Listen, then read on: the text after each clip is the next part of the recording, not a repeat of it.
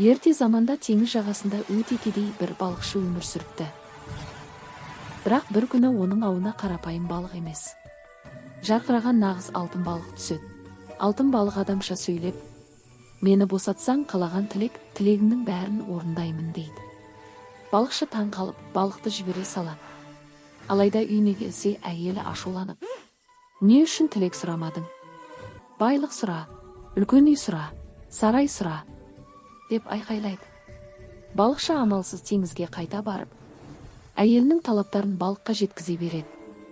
Ал әйелі болса тоқтамай, тағы да көп, одан да көп нәрсе талап етеді. Ақыры балық ашуланып, тойымсыздықтың соңы жамандық деп тілектерін қайтарып алады. Сөйтіп балықшы мен әйелі қайтадан өздерінің ескі кедей лашығына оралады. Сол күні олар бір шындықты түсінеді. Барға шүкіршілік етпеген адам ешқашан бақыт таппайды.